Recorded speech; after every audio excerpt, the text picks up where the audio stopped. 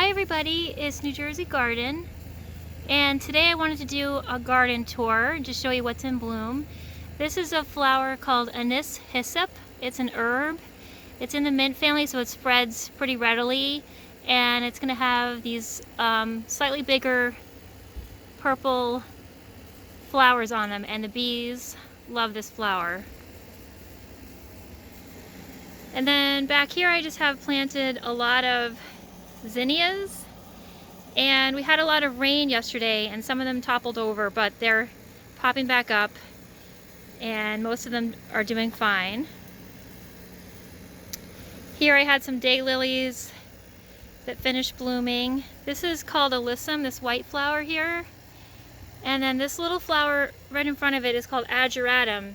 Both alyssum and ageratum are annuals and they will self-sow, so it's likely you'll get ageratum and alyssum if you plant it. You'll get it the next year just from seeds coming back. In this garden bed there's a mixture of plants. There is some gladiolus here that I planted back in early June that should be blooming next month. There's some sweet alyssum down at the bottom, and then there's some Sweet William down here that is a biennial, so it will bloom next year. And then there's a lot of morning glory in here, and I'm hoping to get some blooms soon so I can show you. There's a couple different varieties of morning glory and more alyssum. I have shown this before, but this is a perennial verbena called Verbena rigida, and it's in full bloom right now, and I've seen a lot of black swallowtail butterflies on this plant, so if you like butterflies, this is a good butterfly attractor. There's a little bit of morning glory mixed in here as well, and some alyssum.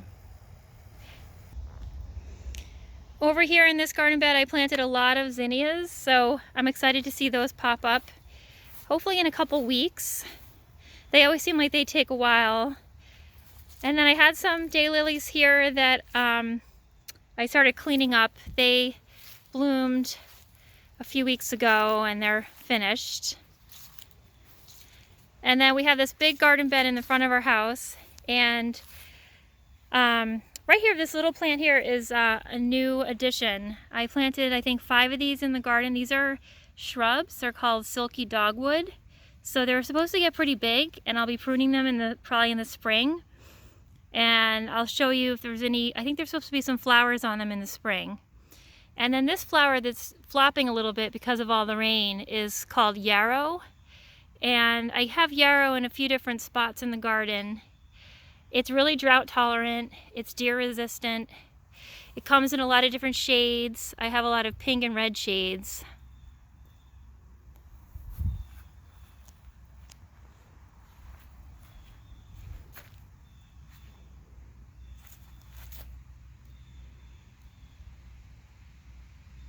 Just a delicate looking flower. Now what I did today is I pulled up a lot of my daisies. A lot of my daisies are getting eaten by, I think, some kind of beetle. The last 2 years they're getting nibbled on, so they look great initially and then they just get totally eaten off. So I got so frustrated that I pulled up a lot of the daisies today. I don't really want to use pesticides, so I'm just going to plant new flowers in this bed next year. I'm thinking of planting some rose campion. I really like that flower, so I want to plant some of that in here. And then over here is some lavender, and I harvested it about 2 weeks ago. I harvested a lot of lavender, and I'm going to be putting them into little bags and putting them around the house for fragrance. And the bees are still all over this plant. I have a lot of bumblebees on the lavender and the catmint. This is an English lavender, and I'm not sure what specific variety it is. So the bed looks really empty without all those daisies. Now over here, this is blanket flower. I planted 2 different varieties of blanket flower this spring, and I think they will start blooming in a couple weeks. finally, and I planted them I think back in February in the basement, so I'm excited to see them.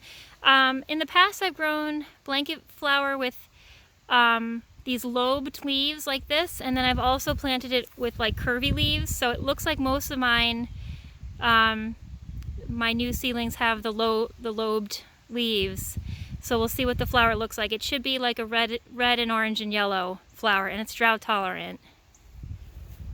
And then I have these beautiful lilies that never bloomed this summer. I'm not sure what happened. We had a late frost in early May, and I mean the flowers just never came up on this or my Asiatic lilies. This is an oriental lily.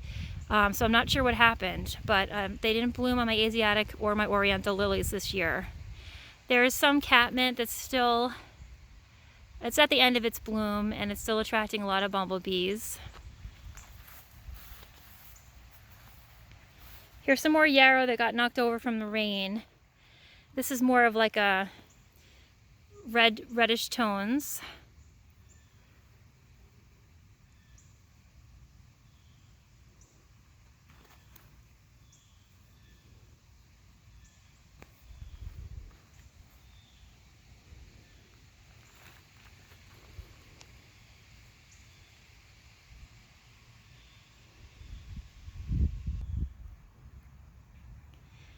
I just love the variety of the colors in the yarrow.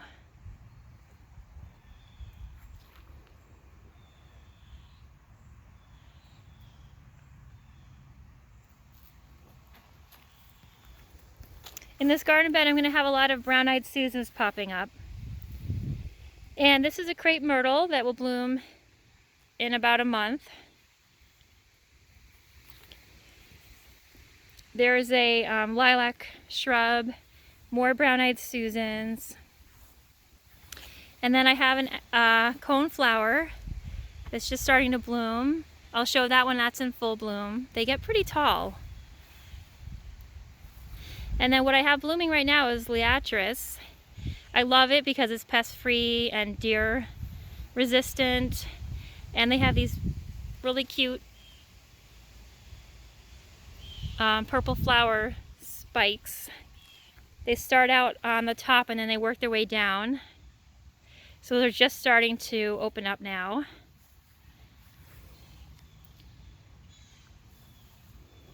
And I planted a lot of zinnias in this garden bed.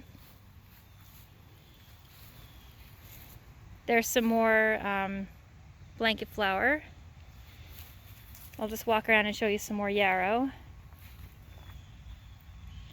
This one has lighter tones, peaches and more yellows.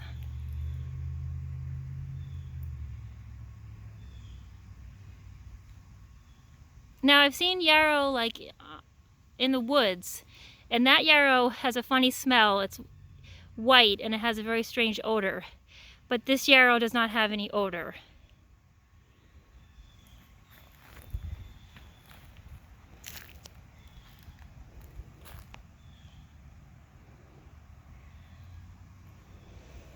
I planted some more gladiolus over here by our mailbox. And then I'm so excited, we have a clematis growing by our mailbox, and some years we don't get very many blooms, but it looks like we're going to get a second flush of blooms on this clematis plant. And I had it sort of angled facing more south, and right now it's facing north, and it's getting a lot more blooms on it this year. So maybe I just wanted to kind of change direction, but it really can be staked up quite tall. But the way I have it, I just have a little wooden stake, and it's right against by our mailbox, put into the ground. I don't know if you can see that, just a little stake.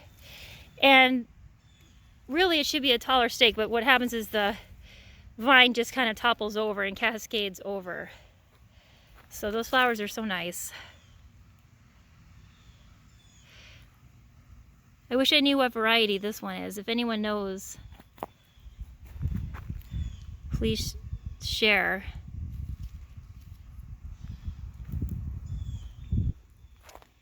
And then we have a lot more liatris over here.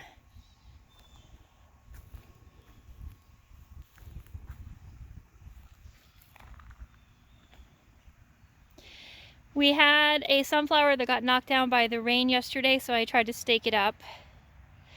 We get random sunflowers sometimes from the birds. Back here are all the peonies that finished blooming back in early June. And then down here I have some more zinnias. And this is just a dogwood tree. And next year I think I know what I'm going to plant under here. I'm going to buy some seeds this winter and plant a ground cover under here. It gets a little weedy and it's just such a bare space. Over here we have coneflower. It just started to bloom.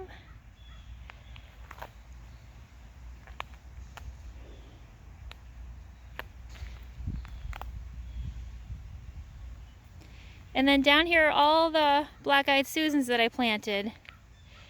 They're just starting to open up now.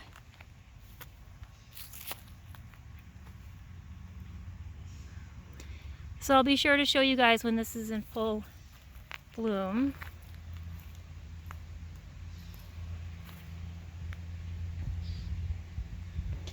I'm just going to walk around the garden this way.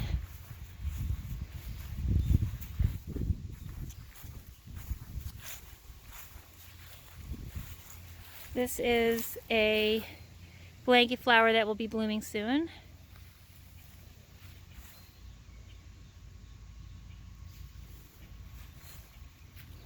I really enjoy the spires of the liatris. It's a very stately looking plant.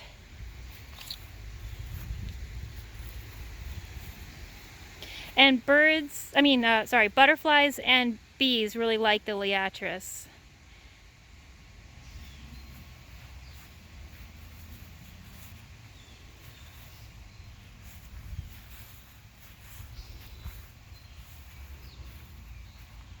I don't think I walked around here, so I'll show you.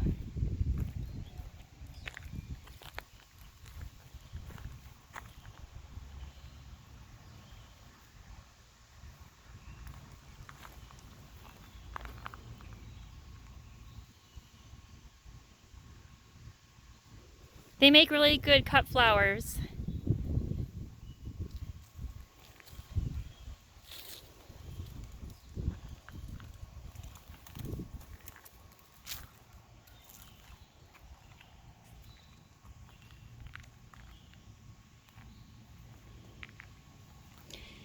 So now I'm going to show you what's growing in the vegetable garden.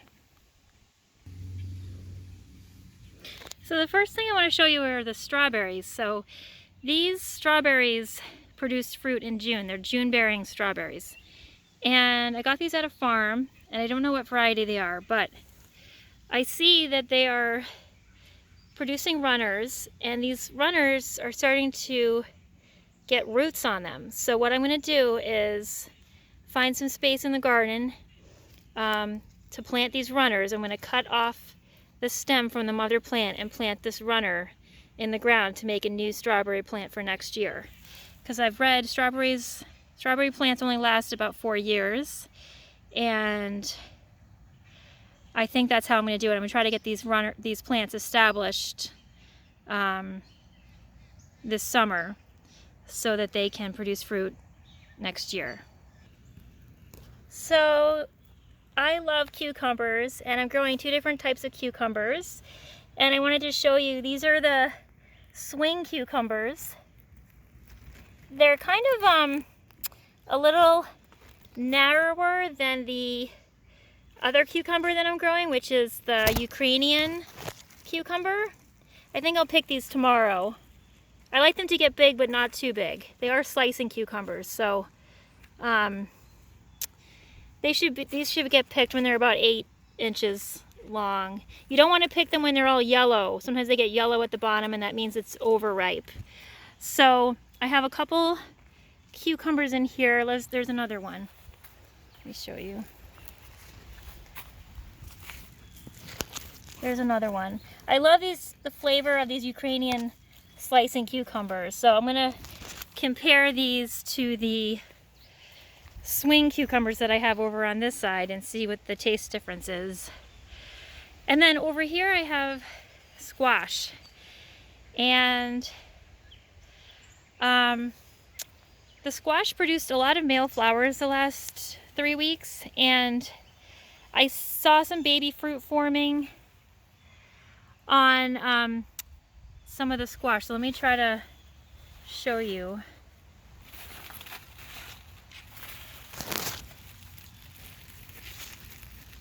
This is pattypan squash. You can see some fruit forming. And I have seen a lot of bees in here, so I'm excited to get the squash. I had a couple of these pattypan squash that started developing, but I think the flowers didn't get pollinated, so the fruit just shriveled up and turned brown. So when those are ripe, I will definitely show you guys what they look like.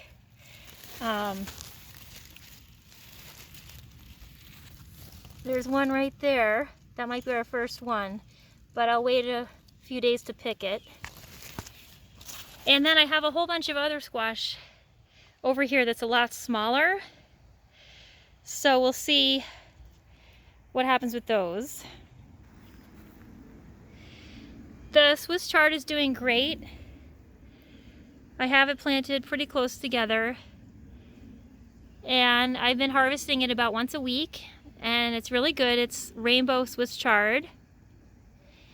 And then over here are some sugar snap peas. They're called super sugar snaps. And next year I might try to do some trellising a little differently. What I did this year was I tried to use this twine and just create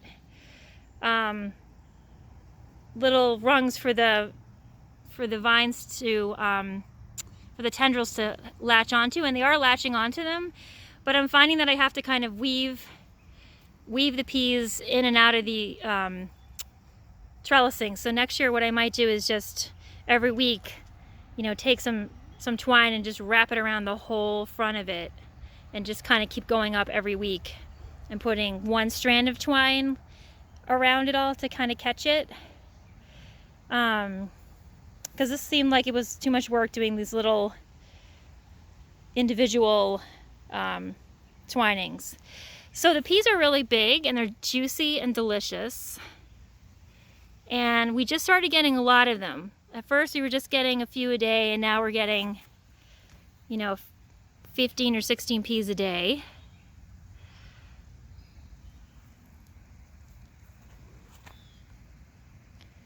You can I like them raw. They taste really good right off the vine. And then over here we have a sunflower that we have growing here that we planted just to protect it from the deer. And then there's a lot of beans in here. There's 2 different types of beans. They're growing pretty tall, but I feel like the ones that are over in this corner of the garden are growing really slowly. I think it's just because they're not getting as much sun, but I'll show you what the beans look like. These are called Emerite beans, and they produce beans, I think, at day 48 or 50. They produced pretty early for me, so they can get even longer than this. And they taste great.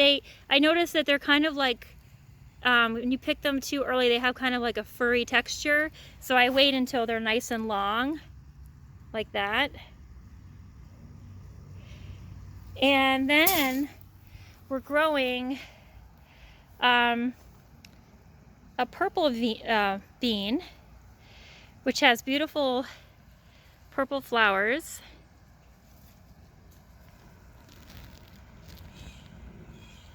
And I'm going to try to show you what the bean looks like. We're getting a little bit of Japanese beetles eating the bean leaves. So these are what the purple beans look like, and these are called Carminat. And I'm really excited to try these. I haven't tried them. I'm going to compare the taste, and see which ones I like better. The purple beans just started, I think it's around day 65, I think.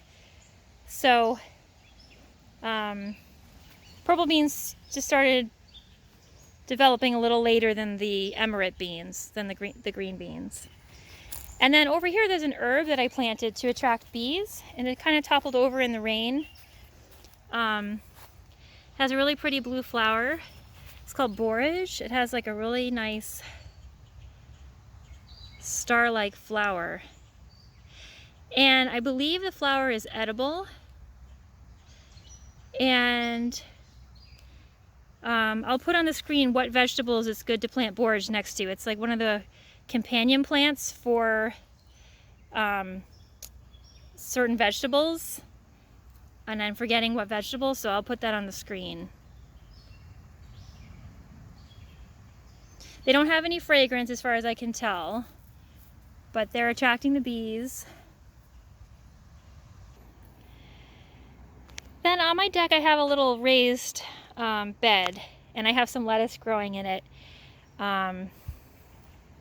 It's still tasting okay. It's called tennis ball lettuce, and I grew it in the planter. I have some Swiss chard here, and then I have this tomato plant which is producing tomatoes. I don't know what variety it is because it was a surprise this winter when I was planting my seeds. All of a sudden a tomato seedling popped up, and this tomato is interesting to me because it has a lot of ridges and it's got like a bump on the bottom. I'm just not used to seeing that. I think I've mostly grown cherry tomatoes before, and I grew Big Boy and Big Girl last summer, and they didn't have this look about them. So I'm